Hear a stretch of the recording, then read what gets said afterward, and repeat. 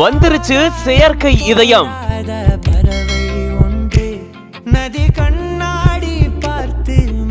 செயற்கை இதயத்தோட 100 நாட்களுக்கு மேல வாழ்ந்து சாதிச்சிருக்காரு இங்கொருத்தர். இதய நோயாளிகள் டோனார் கிடைக்கலையேன்னு வருத்தப்பட தேவையில்ல. கிடைக்கிற வரைக்கும் இந்த செயற்கை இதயத்தை பயன்படுத்தலாமாம். இப்படி ஒரு சாதனைய ஆஸ்திரேலியாவை சேர்ந்த மருத்துவமனை நிகழ்த்தியிருக்காங்க. வாங்க இத பத்தி விரிவா இந்த வீடியோல பார்க்கலாம். குயின்ஸ்லாண்டை சேர்ந்த டாக்டர் டேனியல் டிம்ஸ் அப்படின்றவர் தான் இந்த செயற்கை இதயத்தை கண்டுபிடிச்சிருக்காரு. செயற்கை இதயத்தை பொருத்தி அறுவை சிகிச்சை முன்னாடி மேற்கொள்ளப்பட்டிருந்திருக்கு. ஆனா முறையான ரிசல்ட்ஸ் இதுல இருந்து கிடைக்கப்படல அப்படின்னு சொல்லப்பட்டிருந்தது. கிளினிக்கல் ட்ரையலினுடைய ஏர்லி ஸ்டேஜ்ல தான் இது இருக்கிறதாகவும் கூறப்பட்டிருந்தது. இந்த நிலையில தான் ஆஸ்திரேலியாவில் இருக்கக்கூடிய நியூ சவுத் வேல்ஸ் பகுதியை சேர்ந்த 40 வயது மதிக்கத்தக்க நபர் ஒருத்தர் இதய நோயால பாதிக்கப்பட்டிருந்திருக்காரு. இதய மாற்று அறுவை சிகிச்சைக்கு மருத்துவர்கள் இவருக்கு பரிந்துரை செஞ்சிருந்திருக்காங்க. ஆனா இவருக்கான டோனார் உடனடியா கிடைக்கப்படல அப்படின்னு சொல்லப்படுது.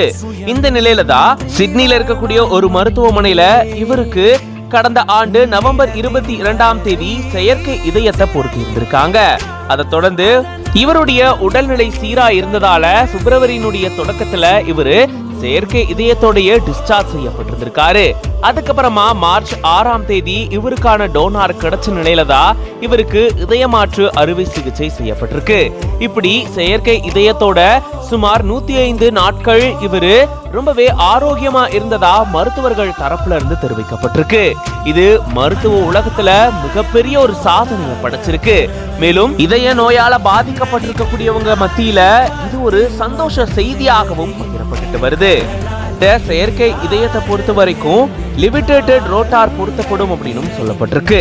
காந்தங்கள் மூலமா இது உடல்ல செலுத்தப்படுறதாகவும் டைட்டானியத்தால இது உருவாக்கப்பட்டதாகவும் கூறப்படுது. இந்த செயற்கை இதயம் ரத்த ஓட்டத்தை சீராகவும் தொடர்ச்சியாகவும் இயக்கிறதா கூறப்படுது.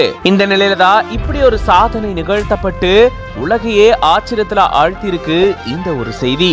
இது பத்தின உங்களோட கருத்துக்களை கமெண்ட்ஸ்ல சொல்லுங்க. மேலும் பல செய்திகளுக்கு பிஹைண்ட் ரூட்ஸ் பேஜை ஃபாலோ பண்ணிக்கோங்க.